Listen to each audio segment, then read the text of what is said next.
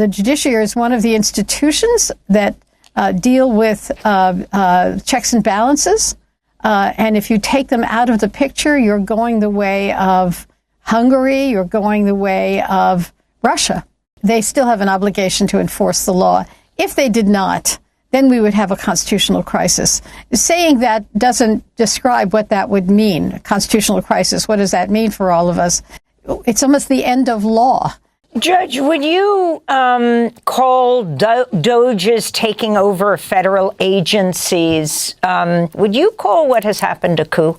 What has happened with Elon Musk? Well, I have called it a coup. If it succeeds, it will have been a coup. In other words, if the definition of a coup is a small group of people or who are not elected, and there was Musk, who are taking over the power of the government, yes, I would call it a coup.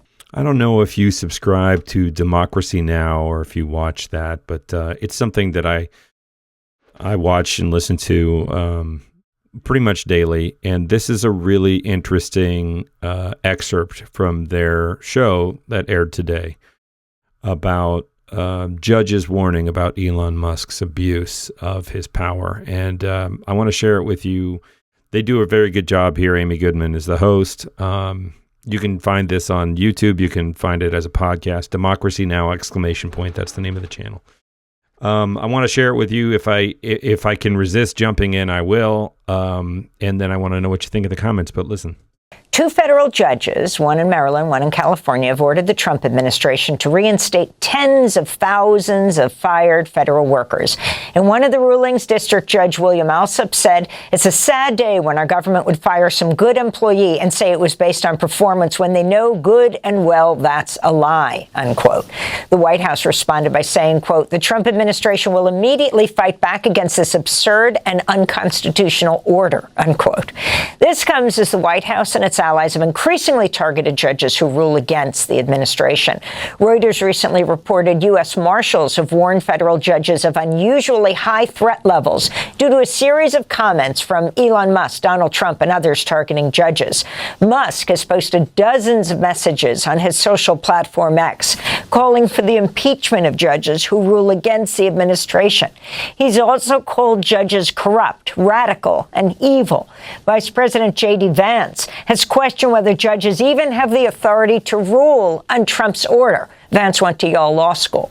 Vance wrote last month on X, "Judges aren't allowed to control the executive's legitimate power," unquote.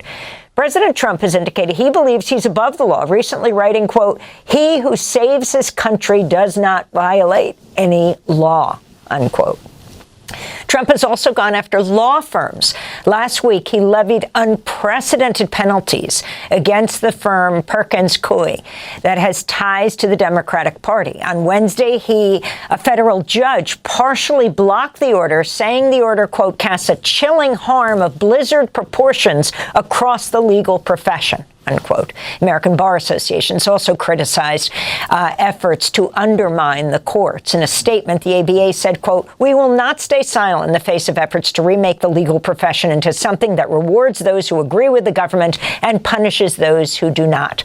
We're joined right now by retired federal judge Nancy Gertner. She served as a federal district judge in Massachusetts for 17 years, from 1994 to 2011, now a professor at Harvard Law School. She's also the author of the book In Defense of Women, Memoirs of an Unrepentant Advocate. Judge, welcome to Democracy Now! It's great to have you with us. If you can respond overall to the attack on judges and judges pushing back around the country. You have to put it in context here. What the judges are doing in cases across the country are dealing with executive orders that are so far from lawful, constitutional, consistent with the statute, that frankly, if they didn't respond, there would be something wrong. In other words, there have been, over 111 lawsuits filed, and for the most part, every time someone asks for a preliminary injunction or a temporary restraining order, that has been allowed. It does not matter who appointed the judge. It doesn't matter where this is happening in the country.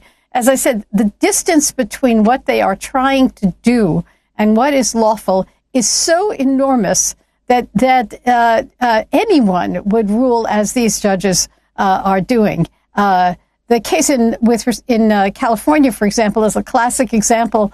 The judge there yesterday said, give me an explanation as to why the probationary employees have been resoundingly fired.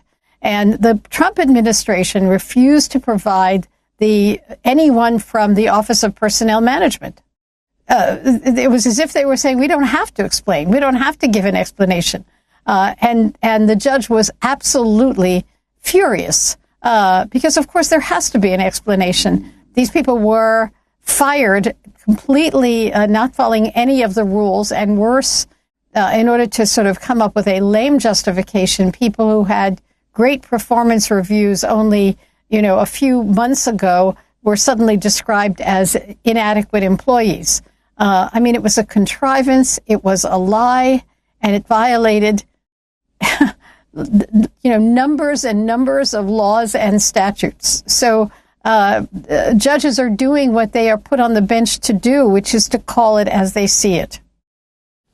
Let me ask you your thoughts on Vice President Vance, who notoriously stated judges aren't allowed to control the executive's legitimate power. Well, I think the word legitimate, carries weight in that sentence. The question is what's legitimate, and and courts are supposed to say what the law is. That was settled, in the last century. Courts are supposed to say what is constitutional and what the law is, and the executive is to follow. So they are doing what is completely within their legitimate scope of authority, and he knows that. He knows that. I'm a Yale Law graduate as well, and his statements, frankly, are chilling, really extraordinary. So, he knows that. But yeah. I want to move on quickly because we don't have much time and there's a lot to talk about. I wanted to get your response to efforts by some House Republicans who've introduced a bill aimed at limiting the power of judges in response to the mounting challenges against Trump's measures and the role of the Supreme Court. Well, that was to be expected, which is to try to restrict the authority of judges. But the authority of judges to announce what the law is in the Constitution, or is an interpretation of the Constitution, which they cannot undo without undoing much more than just the issue of this judge or that judge. Judges are supposed to interpret the law, and particularly interpret constitutional law. And this is a power, it seems to me, that is baked into the Constitution and cannot be taken away. So this is an empty gesture, but even worse, it is a troubling, outrageous gesture. And can you respond to lawyers for Trump asking the Supreme Court this week to lift a nationwide pause imposed on the president's order ending birthright citizenship for the children of undocumented immigrants, marking the first time the legal wrangling over the president's order to end birthright citizenship has reached the Supreme Court? Well, this was a move that, in my view, is so far from constitutional that no judge worthy of their name would ever rule in a different direction. Birthright citizenship is in the Constitution. Birthright citizenship was affirmed, 100 years ago.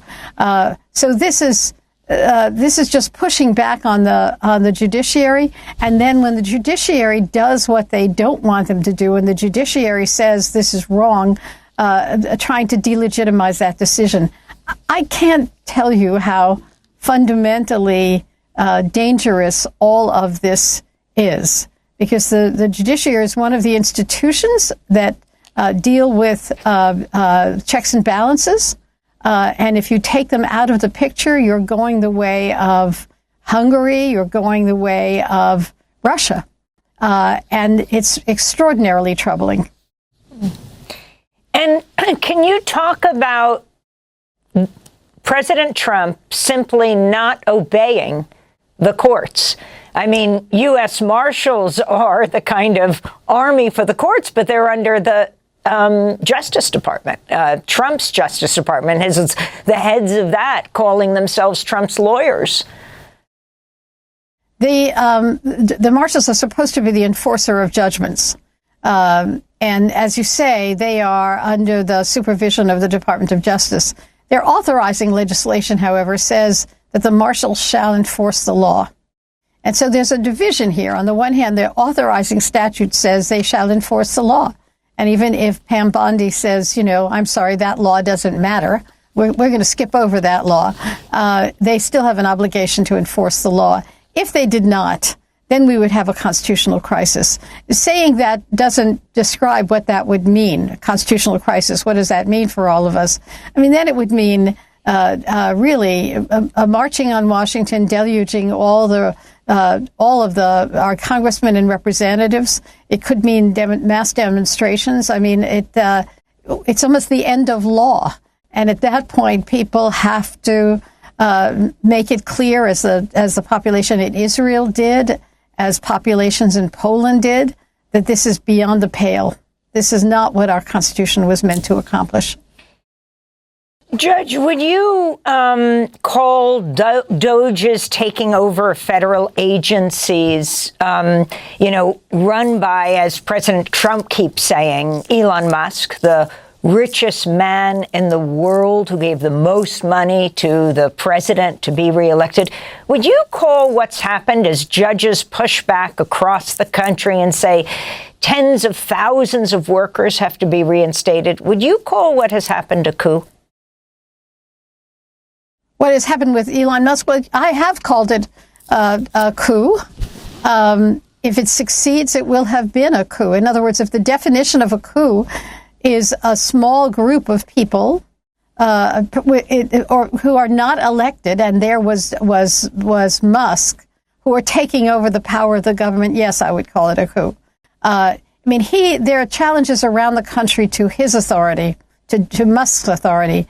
Musk, who is not confirmed by Congress, who was selected by means that no one exactly knows, who was given powers that no one knows about, who is getting access to information that only government officials who have been appropriately selected can get.